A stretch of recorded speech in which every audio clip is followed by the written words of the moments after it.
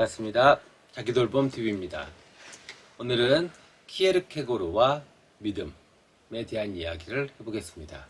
우리가 이제 실존주의를 이야기하다 보면은 조금은 독립적이고 이성적이고 이렇기 때문에 믿음과는 조금 거리가 있어요. 근데 실제 우리가 삶을 살 때 믿음이라는 엔진, 에너지가 없으면 세상을 살아가기가 사실 어렵죠. 왜요? 믿음은 어떤 무의식의 작용이 있고 어떤 이성을 뛰어넘는 그 강력한 힘을 갖고 있고 또 연결의 에너지를 가지고 있거든요. 그렇기 때문에 사실 우리가 이렇게 믿음 없이 만약에 그냥 이성의 작용으로만 살아간다. 그러면 의식의 작용만으로만 살아간다라고 했을 때 이 무의식의 이 강력한 힘, 이 믿음을 외면했을 때는 사실 정말로 두렵고 고통스럽고 불안한 삶을 살 수밖에 없습니다. 그래서 우리 인간은 호모사피엔스는 이렇게 믿음에 대해서 강력한 갈증 그리고 욕구가 있는 게 당연합니다. 그래서 여러분들이 종교 생활을 하시거나 사랑을 하거나 아니면 어떤 단체 생활, 사회 생활을 하는 것도 사실은 믿음의 엔진, 믿음의 근거에서 이 현상을 파악해 볼 수도 있습니다. 자, 그러면 믿음에 대해서 조금 더 알고 가보자고요.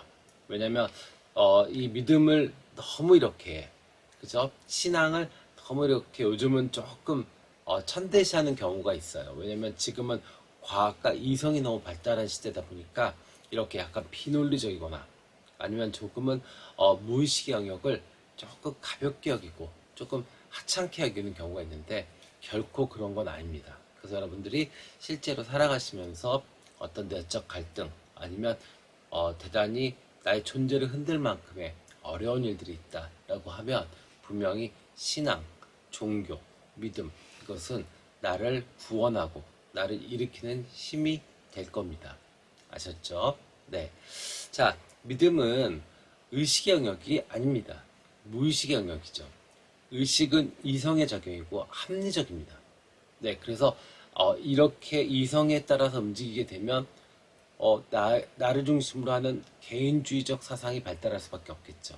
그런데 무의식은 어떨까요? 믿음은요 무의식의 작용이죠. 그리고 이것은 감성의 영역이 됩니다. 네, 그냥 우리가 교회 같은데 절 같은 곳에 가서 어때요? 갑자기 마음이 툭 내려놔지고 어떨 땐 눈물이 나기도 하고 뭐 이러잖아요. 이거 다 비논리적인 거거든요. 맞죠? 그러면 이렇게 됐을 때는 이 믿음의 엔진이 작동을 했을 때는 우리가 어떤 사고를 갖냐? 집단주의, 공동체주의 이런 것들이 생길 수 있는 여지가 만들어집니다. 그래서 조금 더 큰 에너지, 용기 같은 것들이 만들어질 수 있는 것이 믿음이 됩니다. 그래서 여러분들이 무조건 저는 뭐 이성주의자고 개인주의자이기 때문에 네, 그 믿음보다는 조금 저의 이성을 좀 중시하려고 하지만 여러분들이 지금 현재 많이 뭐 힘들다, 정말 어려움이 많다라고 하신다면 교회, 성당, 절, 네, 종교 믿어보시는 것도 추천해 드립니다. 네, 그러면 우리가 이 믿음은 과연 어떻게 만들어질까요? 대부분 믿음은 유전됩니다.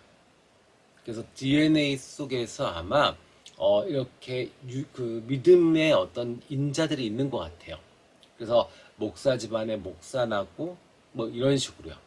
이거를 이제 무속적으로 표현을 하면 신줄이 있다라고 이야기를 합니다. 그쵸? 네, 맞아요. 과학자 집에 과학자 나듯이 네, 목사 집안에 목사 나고 그죠? 철학자 집에 철학자가 나는 거 당연하죠. 그죠? 그래서 믿음은 어쩌면 유전된다. 그리고 칼융의 표현에 의하자면 집단 무의식으로 같이 공유된다라는 표현도 쓸 수 있습니다. 네, 그렇게 이해해 주시면 될 것 같아요. 자, 그러면 키에르케고르는 과연 이 믿음, 어떤 신앙, 이것과 실존주의를 어떻게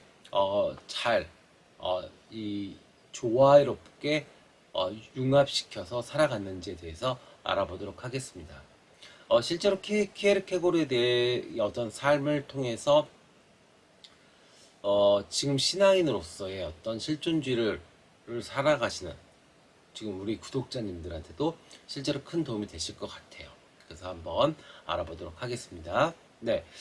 자, 키에르케고르는 그 두려움과 떨림이라는 책을 통해서, 기독교적 실존주의에 대해서 이야기를 합니다. 여기서 가장 중요하게 예를 들었던 건, 구약 성경의 아브라함과 이삭의 예입니다. 아브라함이 야훼의 말을 듣죠. 이삭을 제물로 바쳐라 라고요. 네, 물론 성경에서는 구절이 짧아요. 네, 그 산에 올라가서 목을 치려고 했는데 다시 목소리가 들렸다. 이렇게 해서 해피엔딩으로 끝나죠. 100세 넘은 아브라함이 귀하게 얻은 아들 이삭. 그 이삭을 그 바치라, 제물로 바치라라고 이야기하는 절대신의 이야기를 거부하지 못하고 괴로워하면서 결정하게 되는 그 과정을 키에르케고르는 실존의 단계다. 예, 그러니까 어떤 그 신의 소리는 분명히 소명. 우리가 그렇잖아요. 기도 열심히 하고 묵상 열심히 하면 가끔씩 소리가 들립니다. 근데 이것은 착각하시면 안 돼요. 환상이나 망상, 환청 이거와 이 신의 소리, 네, 이것과는 조금 차별은 둬야 됩니다. 그러면 이것의 차이는 무엇이냐라고 하면요, 우리가 정신증, 그러니까 환청, 환각 이런 것들은 사실은 랜덤으로 해서요 계속 괴롭힙니다. 네. 그리고 일정한 메시지가 안 나와요. 그러니까 이 얘기했다 저 얘기했다 막 이런 식입니다. 그렇기 때문에 만약에 내가 뭔가 목소리가 들린다. 근데 이것이 정말 절대신 키에르케고르가 이야기하는 아니면 우리 신앙인들이 이야기하는 절대신의 목소리가 절대 목소리인가 아니면 환청인가를 구별하려고 하면요 일관된 메시지인가 아닌가를 확인해 보시면 되고요. 또 좀 주의하셔야 될 거는 기도를 열심히 하다 보면 내가 말하고 내가 답하는 경우들이 있어요. 이거는 또한 신의 목소리 아니고 소명 아닙니다. 이해되실 거예요. 꼭 저 이번에 시험 붙게 해주세요, 붙게 해주세요, 붙게 해주세요 막 이러잖아요. 그러면 어느 순간에 그래 이번 시험은 붙게 해주겠다 이러면서 답을 줘요. 근데 저도 그런 경험들이 있었어요. 저의 집착이나 욕심으로 기도나 이런 특히나 이제 기복에 관련되는 기도를 할 때 이렇게 제가 묻고 제가 대답을 하는 경우가 있습니다. 그럼 결국에 그런 것들은 대부분 다 결과들은 또 나빠요. 그러면 또 가서 신한테 원망하게 되거든요. 그러지 말고요. 소명은 기복하고 상관없습니다. 네, 그러니까 여러분들이 기도하시면서 답을 얻었다. 뭔가 복을 얻기 위해서 기도를 했는데 답을 얻었다라고 하면 그거는 대부분 다 스스로 묻고 스스로 답한 경우입니다. 그러면 아브라함은 과연 어떻게 신의 목소리를 들었을까요? 그것은 철저하게 침묵입니다. 고도. 네. 정말 완전히 진공 상태가 돼 있는 거예요. 근데 그래야 이게 그 소명이 보이고 신의 목소리가 들립니다. 여기서 이제 우리가 위대한 사람들 있잖아요. 어떻게 저런 행동을 할 수 있을까? 어떤 공동체를 위해서, 그죠? 아니면 그 한 개인의 어떤 그 가치, 한계를 뛰어넘는 그런 행동들을 하는 경우들이 있잖아요. 그죠? 이것들은 다 대부분 보면 그 이성의 작용이거나 아니면 의식의 작용에서 넘어서는 겁니다. 그러면 이것은 분명히 신의 에너지, 신의 소리, 그리고 소명의 작용이 되는 것이 맞아요. 근데 그것이 내가 말하고 내가 답하는 경우는 아니고요. 또 그 메시지가 이렇게 계속 반복적으로 이 소리 저 소리가 막 들려온다 이것도 아닙니다. 그래서 여러분들이 만약에 길을 걷다가 정말 공명 상태요. 그러니까 여기에는 어떤 뭐 희노애락, 어떤 감정 이런 거 싹 빠진 상태에서 아주 공명한 상태에서 무엇인가 소리가 들렸다. 그리고 무엇인가가 보였다.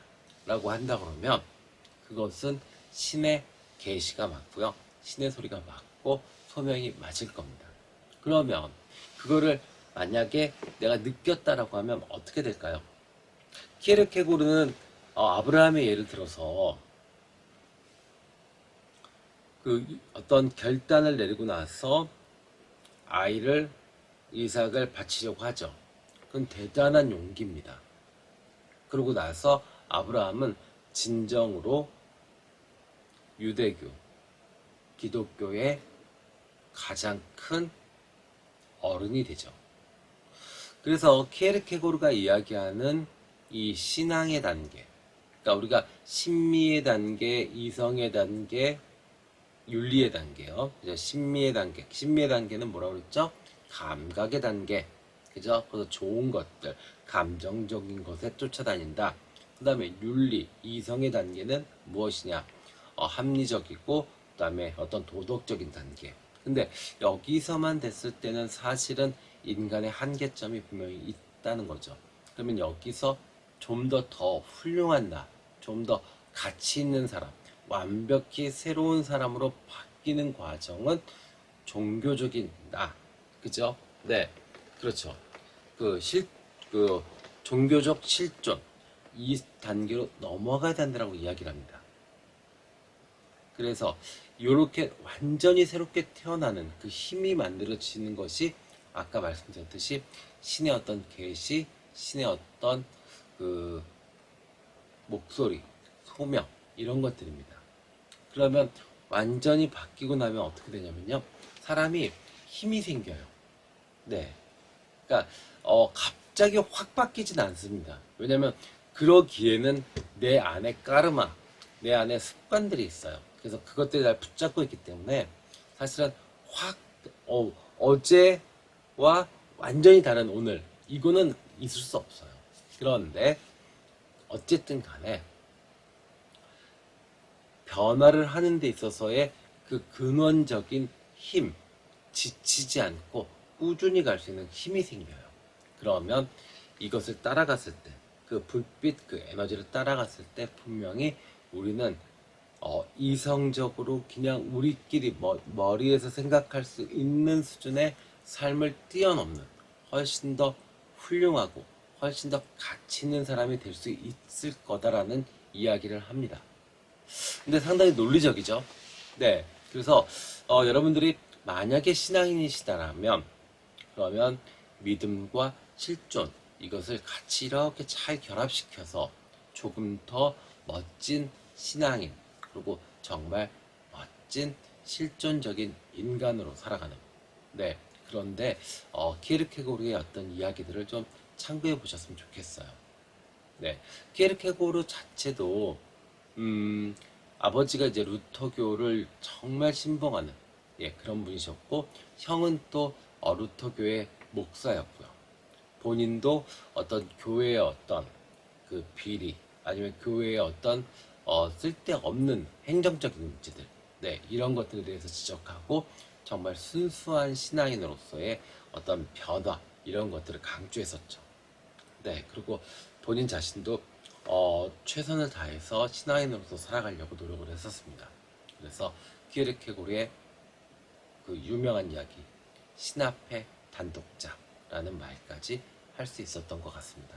그래서 여러분들이 지금 많이 힘들다. 네, 고통이 너무 심하다. 정말 나 왜 이렇게 살아야 되는지 모르겠다.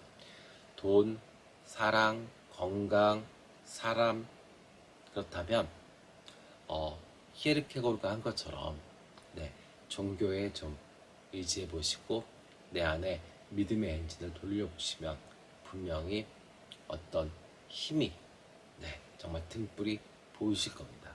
그러면 그것을 따라가다 보면 어느 순간에 훨씬 더 좋은 나를 만날 수 있을 것 같습니다. 네, 오늘은 저 자신도 경험을 많이 하고 있고 또 저 자신은 또 많이 이렇게 깨닫게 되는 이야기예요. 네, 신앙과 실존. 대한 이야기를 해봤습니다. 여러분들도 꼭 이렇게 제가 드리는 말씀들을 실천해 보시고 정말 행복해지시기를 기원합니다. 지금까지 공사부였습니다. 감사합니다.